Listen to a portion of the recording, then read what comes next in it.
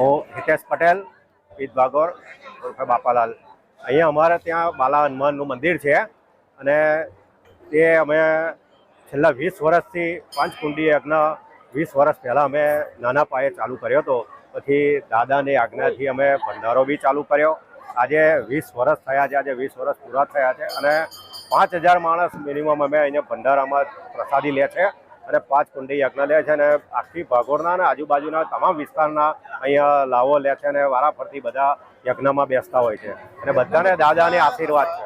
અહીંયા અમારે 5 કુંડી યજ્ઞ છે એટલે એક યજ્ઞમાં 3 યજમાન બેસે એટલે 15 યજમાનો બેસતા હોય છે. મારું નામ પંકજભાઈ શાસ્ત્રી છે.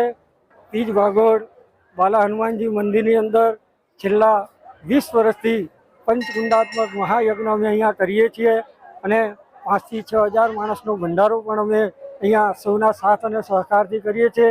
એકમાત્ર બાલા હનુમાન મંદિર એક એવું સ્થાન નડિયાદમાં ધરાવે છે કે બાલા હનુમાનજીની દૃષ્ટિ પૂર્વ દિશામાં પડે છે. બાકી અન્ય જગ્યાએ બધા જ હનુમાનજીની દૃષ્ટિ દક્ષિણ દિશામાં પડતી હોય છે. પણ એક આ હનુમાનજી એવા છે અને અહીંયા અખૂટ લોકો શ્રદ્ધા ધરાવે છે.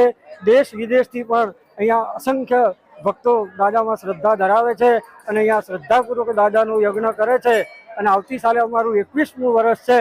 તો અમે દાદાના ચરણ સરોવરમાં અહીંયા અમારા સૌના વતીથી શ્રી બાપાલાલ સાહેબ દ્વારા અને હિરેનભાઈ દ્વારા પણ અહીંયા નક્કી કરવામાં આવ્યું છે કે દાદાની કૃપા હશે તો આવતી સાલ મહારાજ આપણે 21 કુંડી યજ્ઞ કરી અને દાદાનું 21મું વર્ષ ખૂબ ધામધૂમથી આપણે સૌ મનાવીશું એવી દાદાના ચરણે પ્રાર્થના.